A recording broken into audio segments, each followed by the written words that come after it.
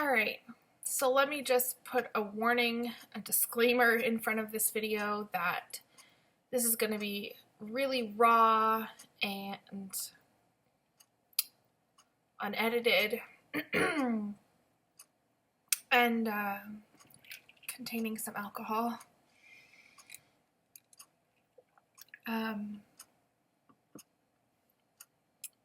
I can tell you right now it's not going to be pretty. Let's just get through this. It is the 28th of July today, and I'm going to read you an email that I got from Weston's doctor in Arkansas about the second opinion he got regarding his heart. So I got the email on Tuesday, and I'm not going to read the entire email because it's very long, but I think by the end of it you'll get the idea. Alright, let me just pick a section here. In my review of the MRI, I am concerned that Weston's physicians are underestimating his disease burden. His notes say he has mild supravalvular aortic stenosis and mild to moderate pulmonary artery stenosis. Both of these are underestimations. The aortic stenosis measures 2 millimeters, which is severely narrowed. In addition, the wall of the aorta is markedly thickened, indicating significant hypertrophy, the etiology of the narrowing. Further, the aorta is small, or the entire aorta is small, which is not uncommon in a patient like Weston who has bilateral outflow tract obstruction. The left ventricle appears to be thickened as a result of the aortic pathology. The pulmonary arteries are severely stenotic as well. The right pulmonary artery is less than 1 millimeter in diameter, measured 0.7 millimeter by the person who read the MRI. The left pulmonary artery is a little bigger at 1.6 millimeters. The main pulmonary artery is small too. It measures at 4 millimeters. The right ventricle is thickened because of the narrowing of the arteries. And another section. Additionally, given his involvement, the likelihood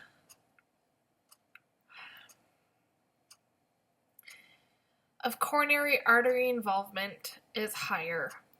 I can't give you an exact number, but I would guess the likelihood of coronary artery stenosis is greater than 50%.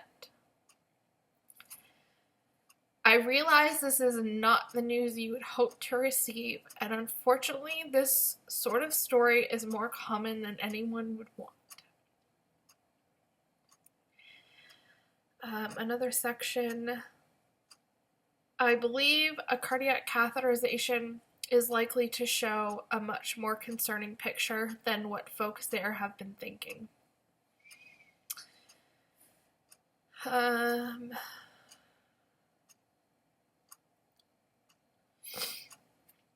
Another section.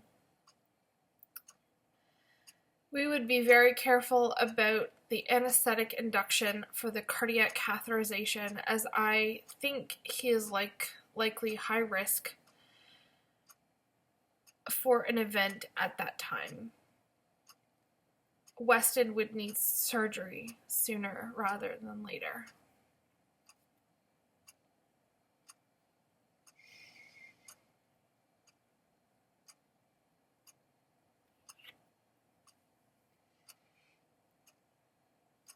I'm trying to collect myself before I speak.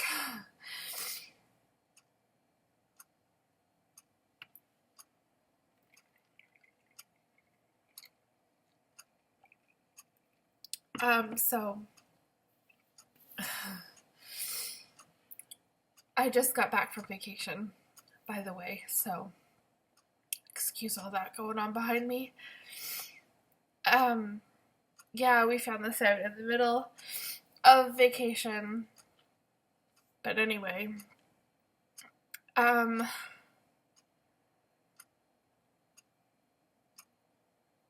so I got that I got that email on Tuesday, and it's now Thursday. And the past 2 days have involved me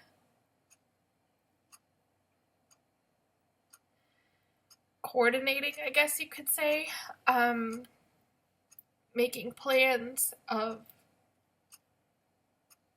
what do I do. So, we have a plan that we felt comfortable with. I really wanted to take him to Arkansas because that's where I feel safest for him, because this guy is an expert and they listen to you down there. They really listen. And I know that he would be taken care of. But I know that I also can't afford $60,000 out-of-pocket expense for this cardiac catheterization procedure. So, you know, I would love to take him to the States too for surgery, and it's something that was considered, but when I got the quote back of $4 million, that's on the high end. On the low end, it was only $2 million though. You know, pocket change and all.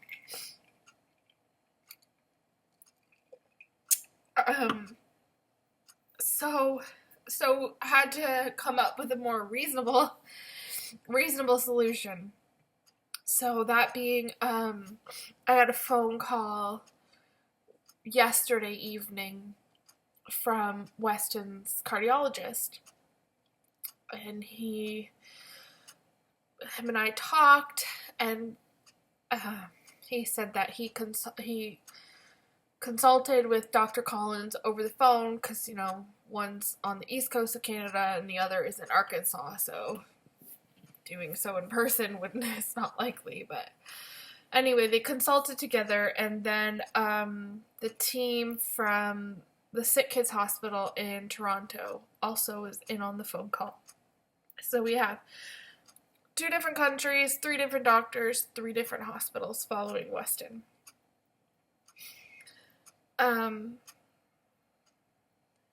So he's going to have a cardiac catheterization procedure, and basically what that means is they are going to put him to sleep and put a catheter tube thing up into his heart through his groin, I believe, and inject dye and see exactly what's going on, what's blocked, you know, that.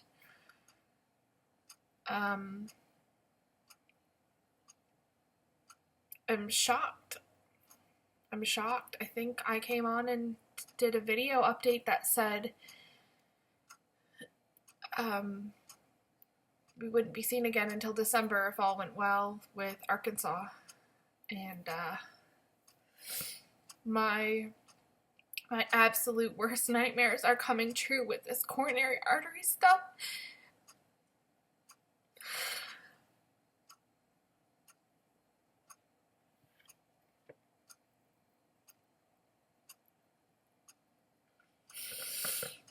So, as for the anesthetic, where Dr. Collins said that he thinks he's quite high risk for an event, what that means is that, he would not handle being put to sleep very well, and,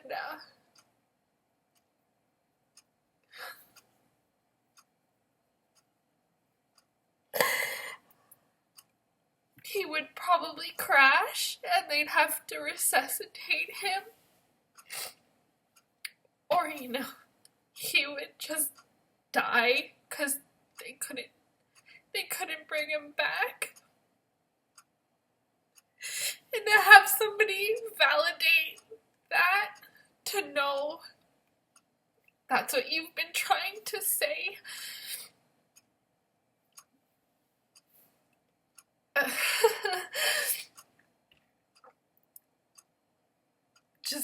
just to read those words. It's like, I'm damned if I do and damned if I don't, because we absolutely have to know if his coronaries are involved, because what that means is he is at risk for a heart attack that would kill him, or another cardiac event of some sort that leads to fatalities.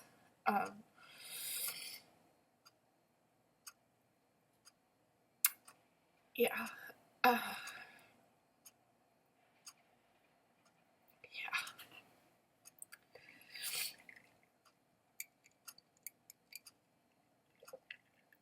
So, I also had the discussion of if Weston needed surgery, where would they do it? Because, you know, I love our hospital, our like the cardiologist hospital,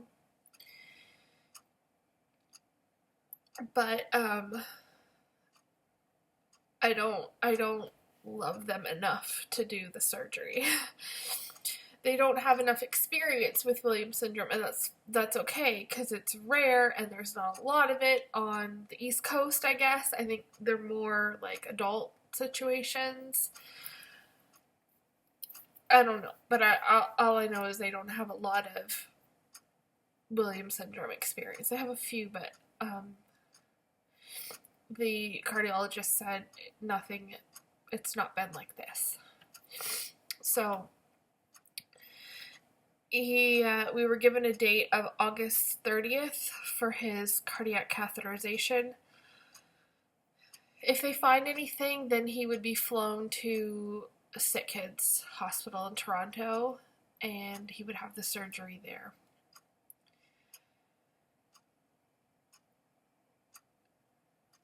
I seriously feel like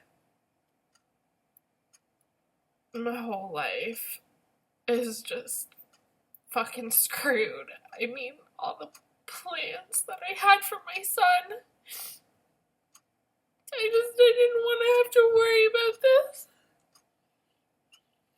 And it's really not fair. Why can't it be me? I don't care. Why can't it be me?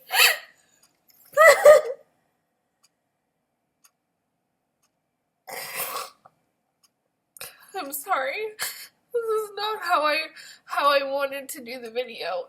I knew I was gonna cry, but I didn't want to be like a total, you know, I didn't want to lose it. But I'm hearing things that just break my heart. Like, I joined a group for heart moms for Toronto, and they said in the, I think it's called the children's, it's like CCCU, Children's Cardiac Care Unit, I guess it's called. You're not allowed to, like, you can spend all day with your baby. You can spend all night with your baby, but like, I can't go there and sleep. And obviously, you know, somebody needs to sleep. And I just can't imagine not sleeping next to him. I mean,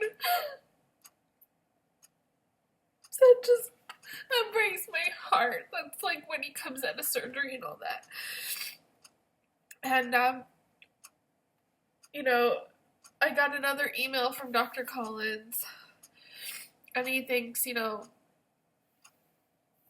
well, actually in the first email that he sent me, he said that he feels strongly that the catheterization picture is going to show a more concerning image than what his doctors originally thought. So he thinks that he needs surgery, and my gut has told me that he needs surgery, but it just,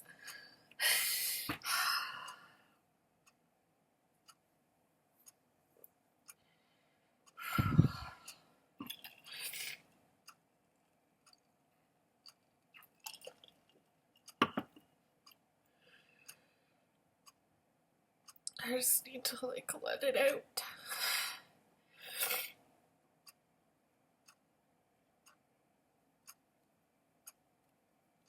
I'm scared. I'm scared. I'm like, I keep having these thoughts pop into my head, like,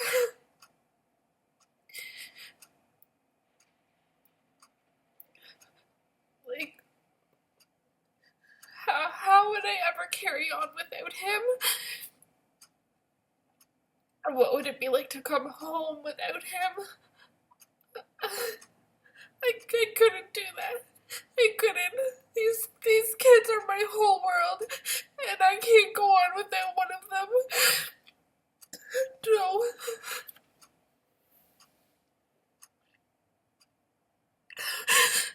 I feel so sick.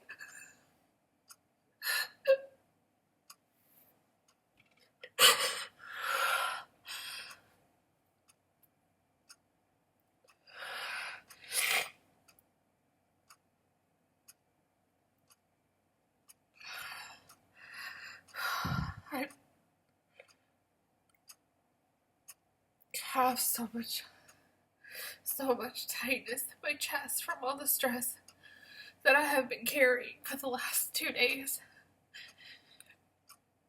And on top of this, Ellie needs surgery. Like, how is this our lives? Why does this have to happen to my children? Hers is very minor, thank God, but still, like, this is not fair. And people all the time are like, well, pray, have faith. Oh, fuck off. No offense, but I mean, I'm atheist. I gave up on that stuff a long time ago. No, I'm not gonna pray for anything. I'm, like, just have to believe that these surgeons have enough medical training to save my son and to help him. So sorry if that offends anybody. No, but no, there will be no praying happening in this house.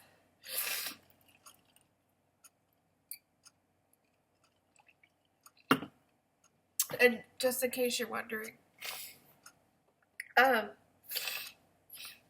kids aren't here right now, so that's why I can have some alcohol, and because I freaking deserve it. So what my responsibility now needs to be, what my responsibility now needs to be is I have meetings, or appointments, you could call them, booked on the 2nd of August with his pediatrician and with the family doctor to go over everything and what's happening. And I need to set up, like, a social worker type of thing, because we need to figure out, like, it's a disability social worker, and they're going to figure out, like, flights there, flights back, because all this stuff needs to be figured out. I don't want to go down there and be like, oh, he needs to get to Toronto, you need to figure out your own stuff.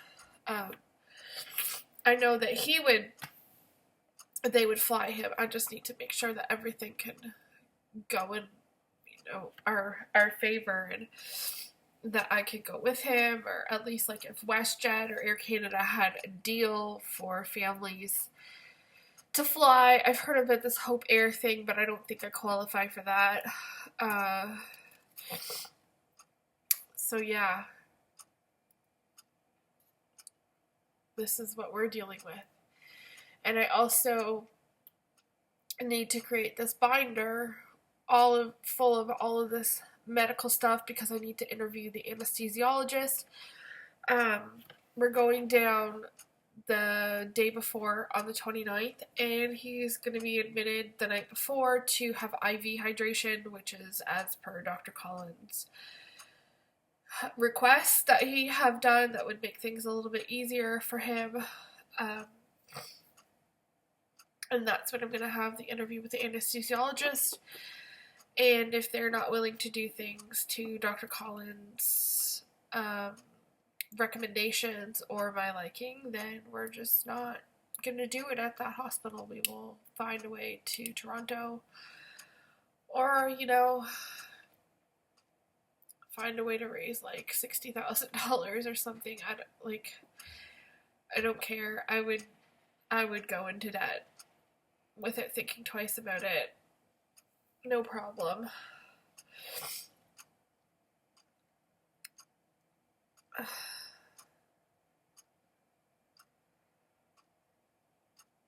Sorry to like spew all of this stuff at you the way that I did. I'm very emotionally unstable, and for those of you who are probably thinking that lady needs help, I'm getting it. I'm finally giving in, and I'm getting it on the 2nd of August, which I think is a Tuesday. I can't go on like this anymore. I can't. Like, I'm like borderline suicidal, thinking, you know, if my kid died, then I would just probably kill myself, because there's no way. And for those of you like, yeah, you have another daughter, I know, and I would still be like such an emotional wreck that I would be no help to her. So I need to get help, because I don't want to have these feelings, and I want to be strong enough to be there for my son, and I've advocated this far for him, and I want to keep going, because he deserves the best. But I'm really fucking angry. I'm really angry. I'm angry at the universe for making this be my kid, because he's the sweetest boy. He just doesn't need any of this crap.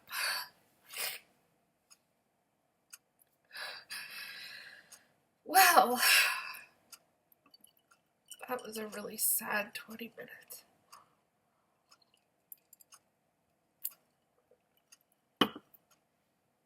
I think I'm gonna go now and just get in the bath.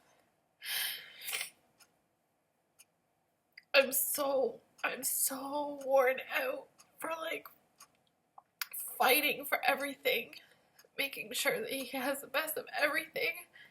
It's exhausting being a mom of a child with a rare issue and unique needs. It's hard, and it's so exhausting. But if it meant not having him or having him with this, I would always pick this over not having him at all. I can't live my life without my boy. He is such a special little boy. God damn it. Well, I'm gonna go because, well, you've seen enough of my crying face. Yes, I will keep posting updates, because this is like an outlet. Yes, I will go to professional counseling, but this is like an outlet for me. And, you know, someday I hope when we overcome all of the things that we need to overcome, that I can look back on this and be like, remember when that happened? Look what you're doing now. You're fantastic, and you don't have to deal with any of that stuff. So this is what I'm hoping for. Anyway, I'm half intoxicated, so I'm gonna go. Alright, bye-bye everybody.